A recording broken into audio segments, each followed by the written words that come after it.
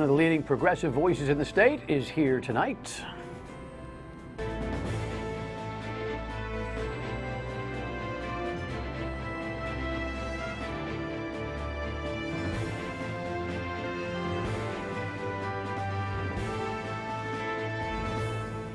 The Dan York State of Mind program is brought to you in part by Lookout Rhode Island and Takeo Comfort Solutions.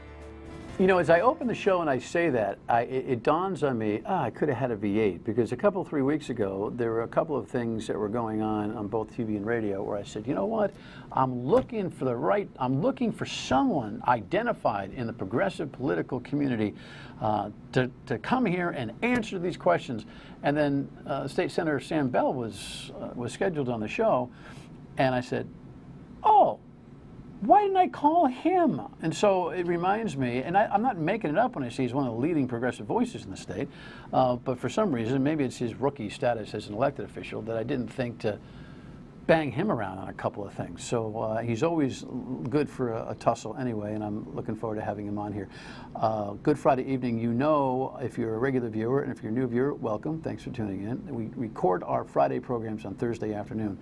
It seems like it has been a never-ending matter to say that, because we have broken a new world record talking about things that were at a certain place on Thursday afternoon when we recorded the Friday show, and then either a little breaks loose or all heck breaks loose on the story. So if that happens, we check it out on Monday.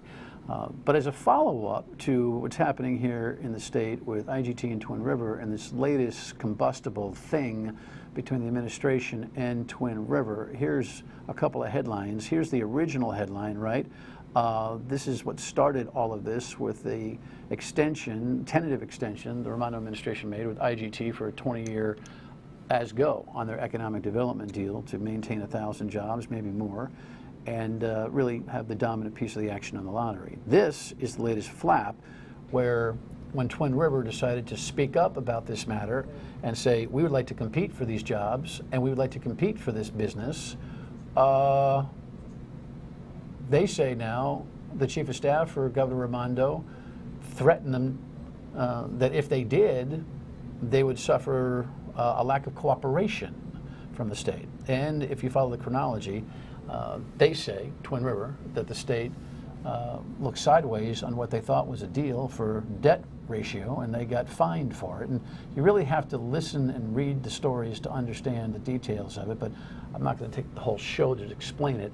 I think I've covered some of the bases, but I asked prior to the broadcast if Sam Bell had a thought on this, and he's an elected senator. And I think, frankly, the Senate side, Sam, has done a more than reasonable job on financial review of major deals. In fact, I thought the Paw Sox situation, although I don't think you agreed with the Senate leadership's deduction on it, you'd have to admit, though, that the Senate, I think, has been responsibly deliberative on major financial matters in this state so far. Yes? I think we have on IGT. I would disagree with how the Paw Sox hearings were done. I think that the Senate's Paw Sox hearings All right, well, get out. If you're going to disagree with me on that right off the bat. I'm so sorry. No disagreement. That's not what we do here. No, okay. All right, well, that's on fine. IGT, the first thing I have to say is, there's been a lot of speculation about whether the governor's chief of staff did make that threat. I don't think that any of us can actually know what happened in that phone conversation, but here's what I will say. Knowing the governor's chief of staff, I personally believe that, of course, he did that. That's exactly how things work in the State House, and everyone knows it. And everyone knows that, of course, those threats were made. But do we know for sure? No. But is that the kind of thing that happens? Do I personally believe it? Yes, I Well, what was believe articulated in a heated phone conversation or three on a June day or night is important, but what's really important is whether or not the follow-up matched the threat. And if in fact DBR and the Department of Revenue put the squeeze on Twin River on its debt management formula past what both parties thought they had an agreement on, and it came because of the turbulence due to Twin River's competitive argument that they wanted to get in the game and disrupt this IGT contract renewal via a bidding process. That's hugely problematic, don't you agree? Well, I think you're actually understating how bad it is, because this reveals the fact that the state had basically decided to not enforce the rules against Twin River. And that is, I think, in many ways the bigger story. That there's been this long agreement that everybody gives the big gambling interests whatever they want. It doesn't matter about ethics principles. It doesn't matter how much money they rip away from struggling families. It doesn't matter the damage they do to our state, as long as they can say that they create jobs and they provide a little bit of revenue to the state of Rhode Island. We give them whatever they want. Well, there's definitely there's another agenda tone in that answer. It's an interesting take. I'm not sure that is the case. The business is highly regulated, and the regulation does, though, come through negotiation. And Twin River asserts that they were on formula, and all of a sudden they got whacked for being out of formula. And it comes on the heels of the administration's chief of staff reportedly making a phone threat to that effect.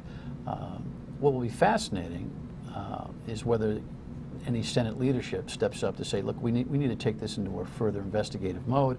Senate Finance is where all this started. Senator Topama asked questions of Mr. Crisafulli of Twin River, which caused Mr. Crisafulli to respond in writing, outing the administration's chief of staff.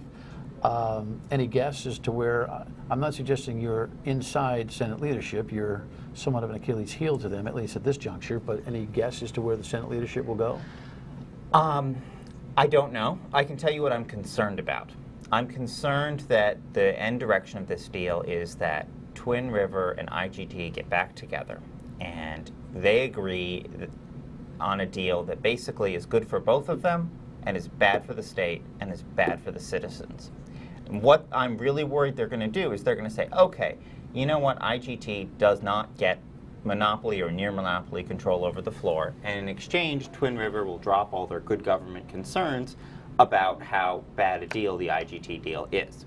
So we'll be fine with no bid deals, we'll be fine with excessive amounts of state money being poured into these corporations, as long as IGT no longer has that monopolistic control over the floor that enables them to essentially put out their lower performing machines. And the worst part about this is that the low performance of the IGT machines has been hugely beneficial for Rhode Island families struggling from gambling addiction, because that low performance is low performance for the casino corporations and it's low performance for state revenue. But that is money that is not coming out of the pockets of families struggling with gambling addiction. Well, look, I appreciate your perspective. I'm not certain that you can put the genie back in the bottle and rid the state of its addiction to gaming revenues.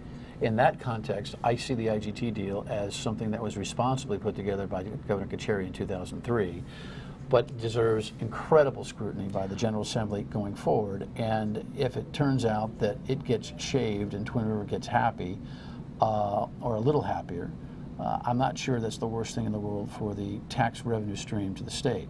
As far as the decisions that people make to stare into VLTs on a Sunday afternoon, like I saw them doing this past weekend when I went up to watch the Giant game because it wasn't on television at home, and I see nobody really happy, just pushing the button over This is and what over we're talking again. about. Well, that's what you're talking about. It's not what anybody else is talking about. That's what I think we should be talking about, because that's real. Well, that's a real thing that the real families suffer from. Yeah, but nobody goes to Mary's house and drags her out of the house and puts her in a seat at Twin River to push those buttons. There are better ways to do this. Look, Las Vegas is very different from what goes on in Rhode Island. Plenty of other states, even Massachusetts' gambling approach is not gambling that is targeted as viciously at struggling low-income families. Video lottery terminals, slot machines, are targeted primarily at people with gambling addiction. And that is why it is so wrong that we have such a heavy focus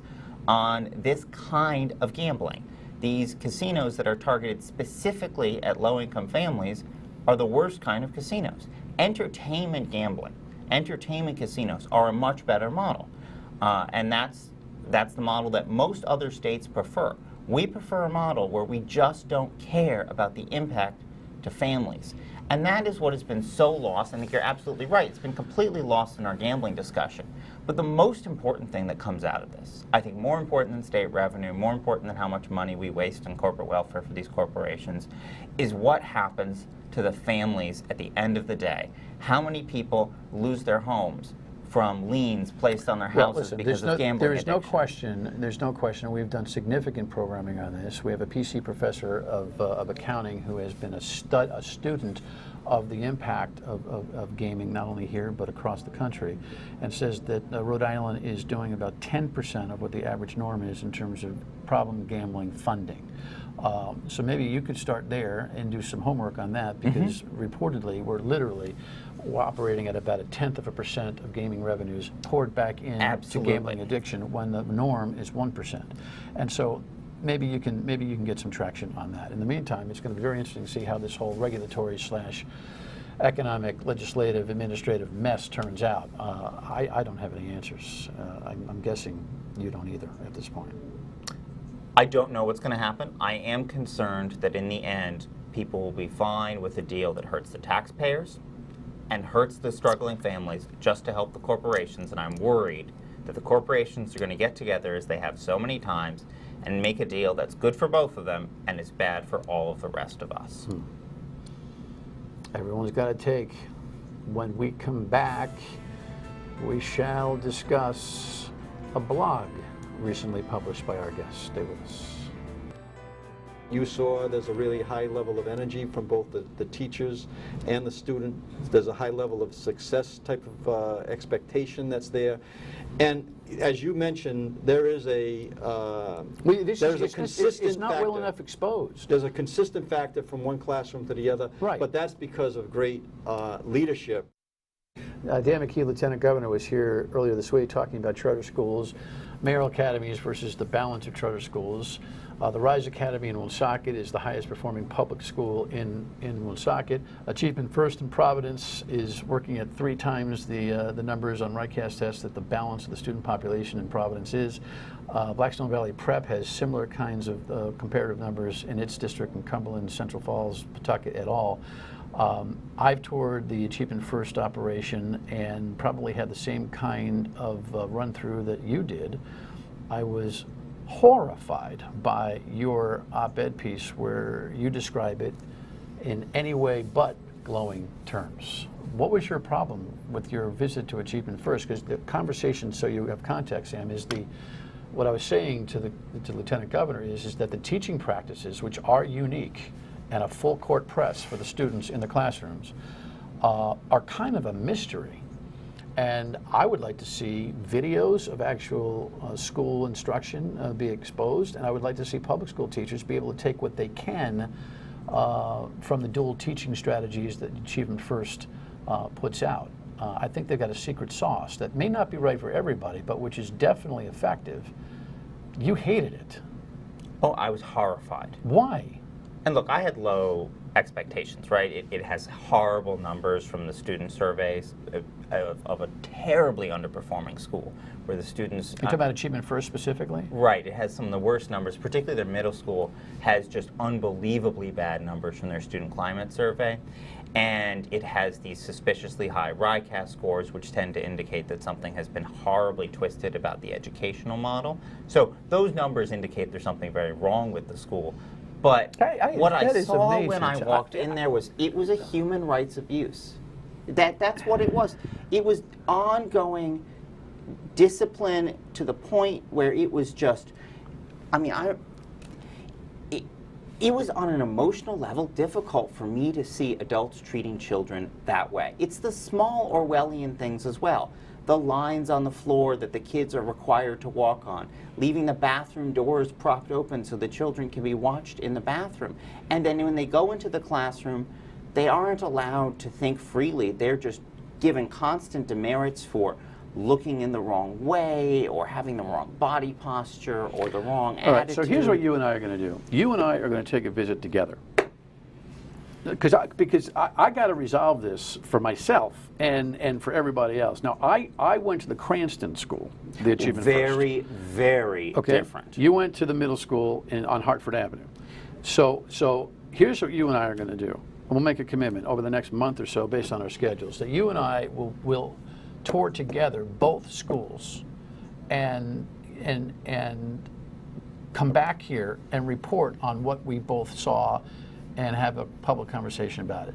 Because maybe I'm not seeing some things you saw in the middle school environment. Have you been in the elementary school environment? So I think it's magnificent. The Illuminar School in Cranston is very different from the standard Achievement First model. So what's going on in the middle school, it's one of these controversial so-called greenfield schools, where they didn't show me the most controversial part of it, which is the computerized teaching thing, where the students are hooked up to computers instead of having human interaction. They wear these noise-canceling headphones and they're put on a laptop and have computer programs teach them. I wasn't allowed to see that, but it's been complete. They did this new model that was oriented around a bunch of new different practices, and so yes, the Achievement First Middle School in Providence is, I think, unusually bad for an Achievement First network. I think that the Cranston Illuminar Elementary School, based off the numbers, based off anecdotes, is an unusually not so poorly performing Achievement First school. So I definitely think that it depends on the particular school. It's not just the corporation that runs them. But you also have to talk about the corporation. I mean, they're going through a massive scandal. One of their CEOs just resigned, and it started when a principal in Connecticut assaulted a student, and the CEOs refused to discipline him, refused to even put a note in his file, and then the video leaked because it was on camera, and well, look, the larger, I'm not ready to try that case because I'm not as familiar with it as you are. But here's the thing: I think the larger a corporation gets, the more exposure it has to problems, and I promise you that I'll get more informed on that one as well. But let's make a deal to do that, because I will tell you what I saw at the elementary school level was dual teaching, so engaged with children that they barely could fall off the radar screen in the classroom. It was delicate, it was diplomatic, it was motivational, it was inspiring, and I was exhausted after I left, thinking that those teachers must be, let alone the kids, who seem to be very engaged. And they've got a formula for rest and regrouping and resting the brain, and there's a whole bunch of things that were going on that I found to be fascinating and extremely constructive. So between the two of us, maybe we'll share some notes and have a public conversation about it. I just think that we need to continue to promote the idea of alternative ways of teaching these kids, and that every kid, especially in the city schools, deserves an opportunity to be taught in a high constructive manner. Well, so what you're talking about is the sort of Common Core, so-called high standards approach, where you get rid of traditional education and then you push basically teaching towards the kind of twisted educational model that supports the RICAS tests. I believe that the entire Massachusetts experiment has had to have a foundational caliber and some kind of metric. How can we not join that discussion? Why don't we use a that? rigorous professional metric? Why don't we use a test that has some academic basis in reality? What is it? I mean, NAEP is the standard test. Why don't we use a test that is based on professional psychometric principles? Why use a test that is based on this twisted model to try and change how kids learn math? So the entire Massachusetts education revolution is a twisted exercise? The Common Core part of it, yes. Common Core is a bad idea. Common Core twists and distorts what kids learn in terms of basic math. It says that you don't have to learn your times tables until much later, and so if a school takes the Common Core approach, they can hack the early math scores by just not teaching the main thing that you're supposed to learn, instead teaching the weird Common Core stuff. Well, look, I'm not a fan of what was the investigations math theory way back when those kinds of basic skills were off the table. But that's what we're talking about. I'm not sure that the Common Core testing program, the MCAS, RICAS tests, demand that kind of, I thought, academic negligence. No, by that is teachers. exactly what we're talking Well, you know about. what? We'll get some notes together, and in a month, you and I are going to have an education conversation. A couple of things on the progressive political front when we come back. Stay with us. There was insufficient law enforcement presence on the scene at the time. If there had been law enforcement presence there that was robust enough to keep this driver away from that group, none of this would have happened. And of course, the decision by the driver to make that turn, those are the decisions that caused that incident that night. Is it fair to ask you a question about this? I hate to lump people into political groups, by the way, but you're progressive, and there's a movement that is clear in the state right now, and much of it was in place in the Wyatt Detention Center protests. I don't have a lot of time for background on it. Disappointing to the people who think they got hit by a truck, and I think, look, the discretion of the driver was outrageous. That there came no true bill from the grand jury is intriguing. But the notion afterwards, where some of the protesters, including almost Lieutenant Governor Aaron Regenberg, suggesting that the message is now from Rhode Island that you can just drive a truck into anybody, was really not credible. Your thought? Well, so I have to be very careful And I only have here a couple of minutes, so. because as an elected official in Rhode Island, and it is very important to me to follow these rules, especially after how Donald Trump has disgraced this country by breaking them. But we are not supposed to intervene in prosecutorial decisions and try and push for prosecutions, particularly when it involves politics. So I have to be very careful there. Right. What I will say in a broader sense is that I think that we have a problem with undue,